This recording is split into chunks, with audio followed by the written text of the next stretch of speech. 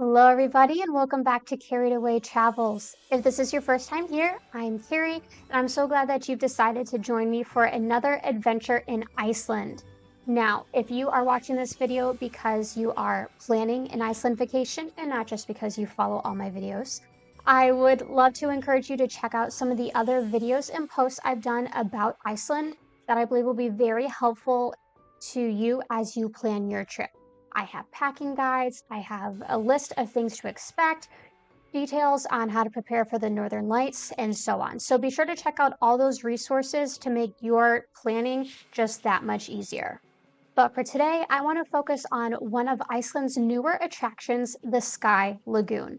Now, no doubt you've heard of the famous Blue Lagoon. It's practically synonymous with Iceland, and it's just very popular because of its healing properties and the bright blue waters, and pretty much all the tourists that go to Iceland want to visit the Blue Lagoon.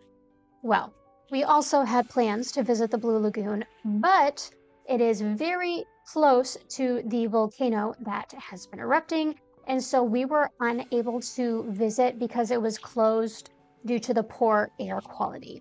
Actually, that entire stretch of road leading up to the Blue Lagoon was closed. Our bus driver did manage to sweet talk our group in, and so we were actually able to drive down the road. We saw the entrance to the Blue Lagoon and all of this fresh lava lining the road, which was terrifying but also very cool.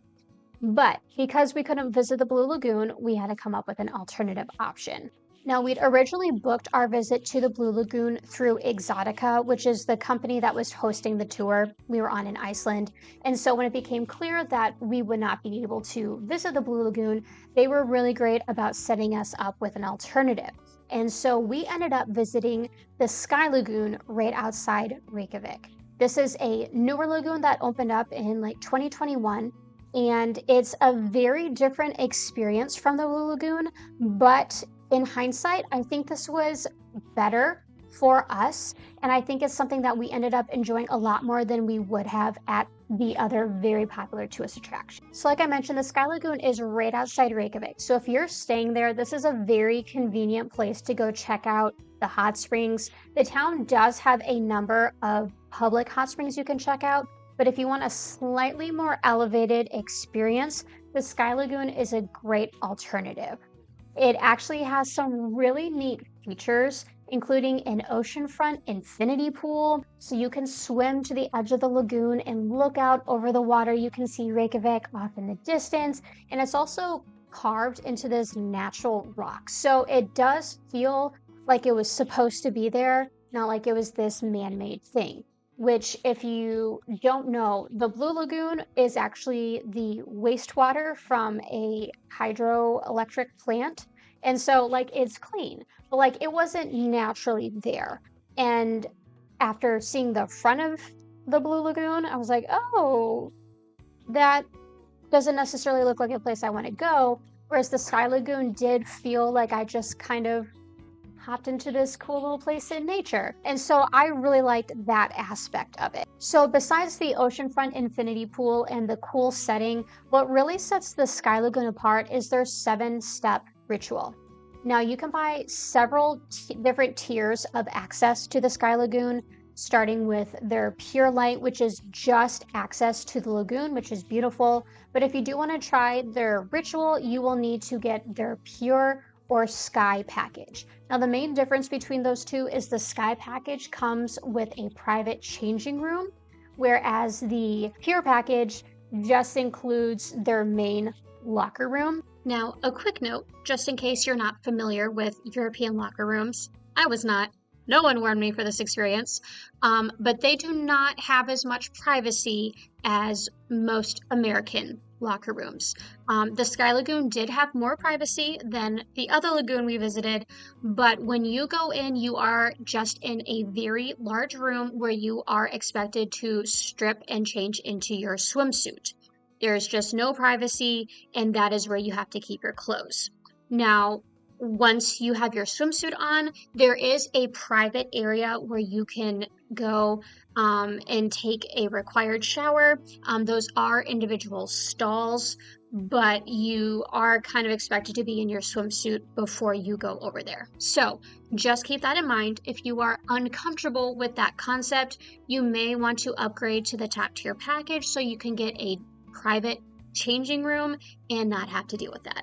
As far as the actual ritual goes, it's a really fun mix of hot and cold water, saunas, body scrubs, just all sorts of different things to really open up your pores and help your body feel rejuvenated. So the very first step is to swim in the lagoon. It is a wonderfully warm temperature. It's heated by geothermal springs. It feels so good even in winter. So the first step is just to swim around and enjoy the lagoon. Now, step 2, I was not a fan of. My husband Daniel handled it like a champ. He did it twice. I got about halfway through, and that is the cold plunge, right? It was so cold. There was no beauty or grace in this step of the ritual for me, but I tried. I got into my thighs and then I was out. It was absolutely traumatic, but I technically did step 2. You're not gonna like it. You're not gonna like it. I'm in. So if you don't want to do step 2, you can just skip that and move on to step 3. But if you think you can handle it, it's worth a try. Step 3 is to go in and sit in their sauna. Now they have this really beautiful sauna with the largest single window in Iceland. It's a beautiful picture window that looks over the ocean, and there is a no talking policy in this room. So you go in, you enjoy the heat, and you just sit and look at this beautiful view of the water. We saw a lot of seabirds flying around, and it was just a really peaceful moment. You're welcome to sit in there for as long as you like in the quiet, but when you're ready, you can move on to step 4. I was also not a huge fan of step 4, but that's because it was a cold mist. It wasn't quite the cold plunge. This was supposed to be refreshing, but once again, Daniel handled this a lot better than I did.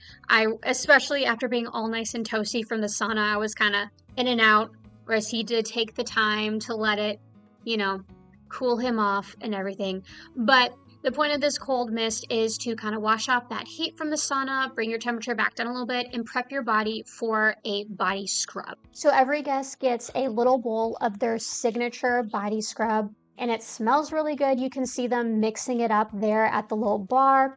And this is just a great way to exfoliate your skin, get rid of all of those dead cells, and just continue the refreshing process.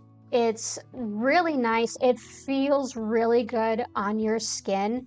And they do have alternative options if you have allergies. This particular scrub includes almond oil and sesame seed oil. So if you do have some allergies, just be sure to let them know before you grab one. Now you're actually going to leave the scrub on for step 6 while you go sit in the steam room. So you're supposed to kind of let this scrub stay while the steam opens up your pores. This room is very heavy, if that makes sense. There is a lot of steam in there, so I will say it did feel a little heavy to breathe while we were sitting in there. It took some time to adjust because there's just so much moisture. It's also very, very cloudy.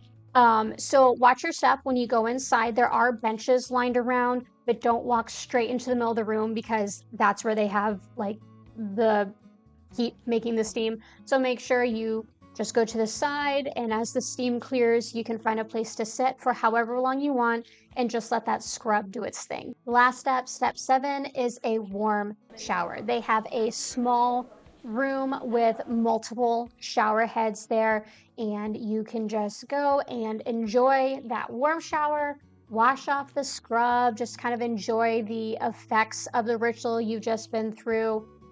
You should be very awake, feeling very alive from the hot and cold, but also feeling very good because the different heats and the scrub and all of that are very good for your skin. They get rid of toxins and all of that. So it's a great way to just kind of feel rejuvenated before you head back to the lagoon to just continue soaking for as long as you want. Now, as you're enjoying the lagoon, there are just a few different features that you may want to check out.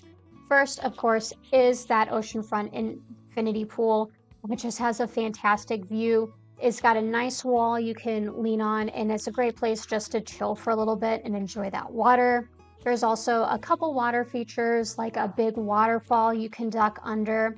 There's also a lot of underwater benches. So as you're waiting, make sure you don't bump into them, but they're at a really great height to just sit and stay mostly submerged in that warm water, which is especially nice when it's around freezing temperatures outside. They also have a swim up bar around one curve. So if you're thirsty, you can go and get a drink, or you can get a snack there. And you don't actually need cash. When you check in, they will give you a wristband, and you will tap that to make any purchases. And then before you leave, they'll check your band and you'll just pay as you're exiting the main lagoon building. So you won't need to take any credit cards or cash into the lagoon with you. When you're done, they do have separate exits for men and women. So you will find your exit, and they have towels right there by the last bit of water into the lagoon. So it's actually really cool. You basically swim up to the locker room, or wait up. It goes right to the water's edge, but again, it is a private curve, so you don't have to, worry about feeling exposed there. But you'll be able to just step out, grab your towel. And then as far as the women's locker room was concerned, when you grabbed your towel, right to your left were all the showers, which we were supposed to take a shower before we got in. I went ahead and took one when I got out as well, because I'd read that some of the minerals in the lagoon waters in Iceland can be kind of hard on your hair. So I took another shower there. They do have private shower stalls with shampoo and conditioner and body wash. So they make it very easy for you. And then from there, you can go back into the main locker room area and get dressed. They also have hair dryers in case you need them. I would recommend you bring a comb or a brush just in case, because I know my hair was pretty tangled afterwards. And that pretty much sums up Sky Lagoon, Iceland. Again, I think this was a really great experience. And personally, this is something I enjoyed more than I think I would have at the Blue Lagoon. Now, I know you can get like a lot of massages and different things there, but I really liked the experience of the 7-step ritual. I loved the views. These were absolutely incredible.